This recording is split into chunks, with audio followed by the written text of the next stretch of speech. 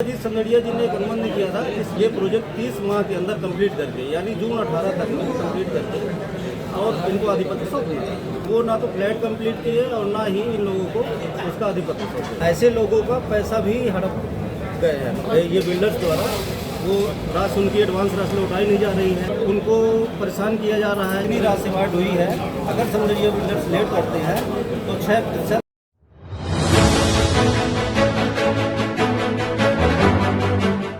आप देख रहे हैं विंध्य सत्ता न्यूज नेटवर्क। जिला उपभोक्ता विभाग प्रतिपोषण आयोग रीवा ने एक बड़ा फैसला लिया है, जिसमें संदड़िया बिल्डर्स को उपभोक्ता को ब्याज सहित राशि लौटाने के ऑर्डर दिए हैं।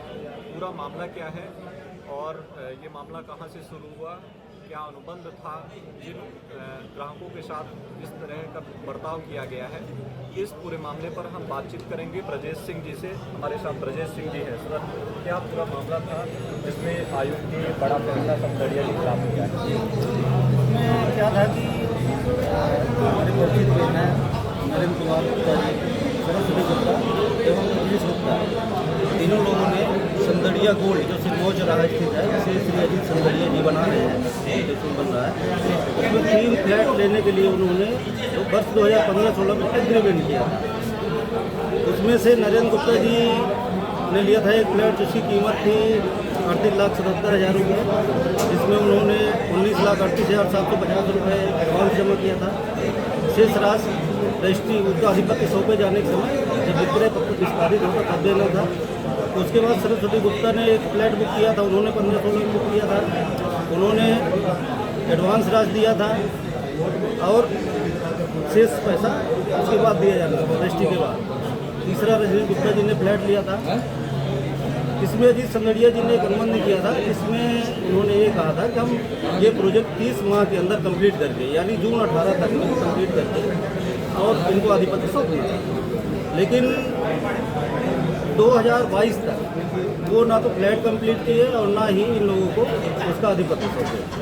तब ये लोग गए संदड़िया जी के पास कि भाई अगर आप इसका आधिपत्य नहीं सौंप सकते तो मेरा एडवांस लौटा दीजिए ब्याज सहित, जैसा कि अनुबंध में लिखा था। तो अजीत संदड़िया जी ने बड़े मुश्किल से मूल राशि तो वापस कर दी, लेकिन जो उसकी ब्याज होती थी वो ब्याज वापस नहीं की। कई बार चक्कर लगाने के बाद भी उपभोक्ता को उन्होंने ब्याज की राशि वापस नहीं की। तब वो हमारे पास आए और हम लोगों ने एक विधिक नोटिस भेजा। नोटिस उनको प्राप्त होने के बाद भी उन्होंने पैसा वापस नहीं किया। तब हम लोगों ने संदड़िया जी के खिलाफ, संदड़िया बिल्डर्स के खिलाफ माननीय जिला उपभोक्ता विवाद प्रतिपोषण आयोग के समक्ष एक मामला पंजीबद्ध कराया, जिसमें 3 लोगों की तरफ से परिवाद पत्र दायर किया गया था।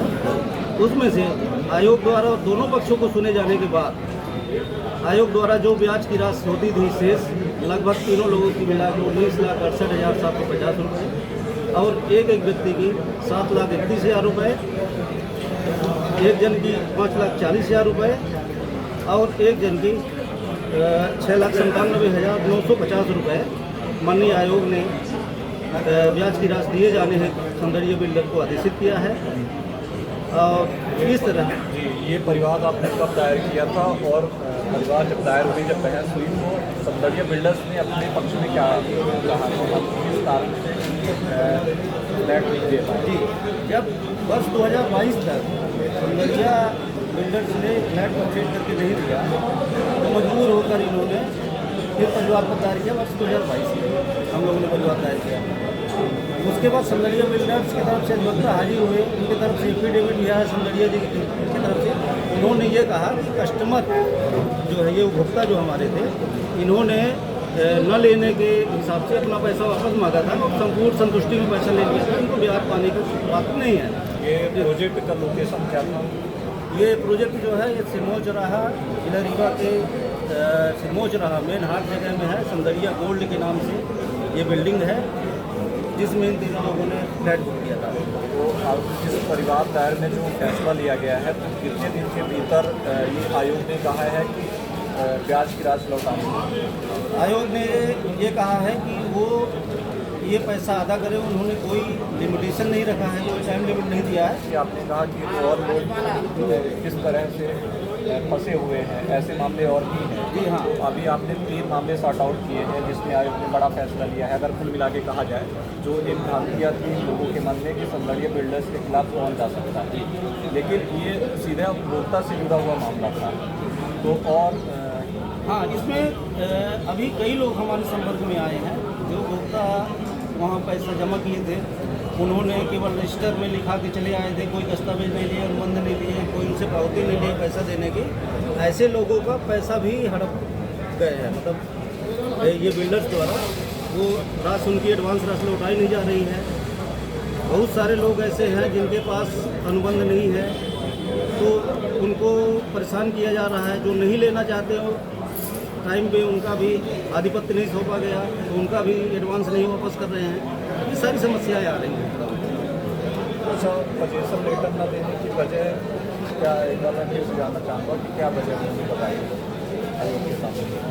पोजीशन न देने की वजह तो हमारे जो क्लाइंट द्वारा बताया गया ये था कि निर्माण कार्य पूरा नहीं किया गया है, उसको फिर फर्निश दिया जाना था, तो फर्निश नहीं किया गया उसमें।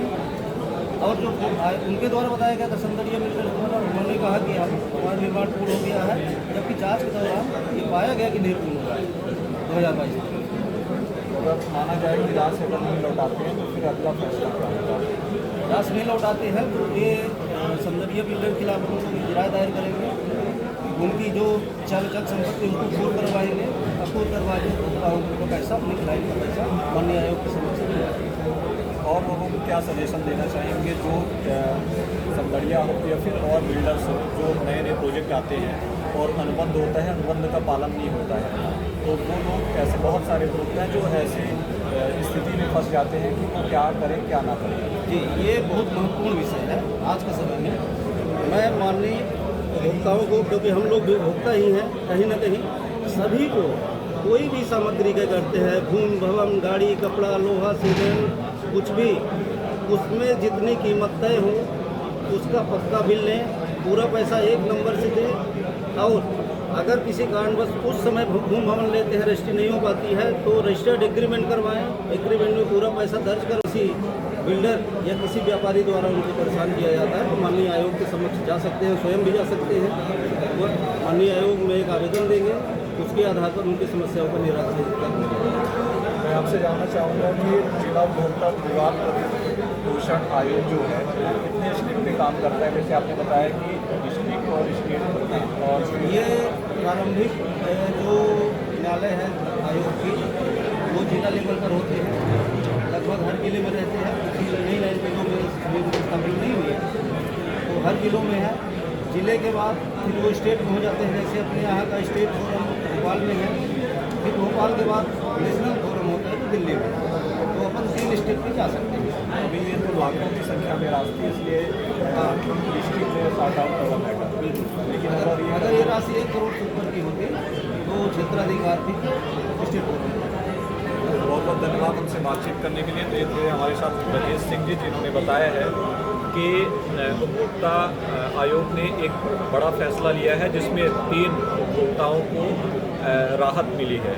और अगर आप भी फ्लैट लेने की सोच रहे हैं या फिर कोई भी ऐसी सामग्री जो लगता है कि इसमें विवाद की स्थिति है या अनुबंध का पालन नहीं हो रहा है, तो फिर आप भी उपभोक्ता आयोग की शरण ले सकते हैं और ऐसे विवादों से बच सकते हैं या फिर आप खुद न्याय पा सकते हैं। तो लगातार देखते रहिए बिंद सत्ता, तब तक के लिए धन्यवाद, नमस्कार।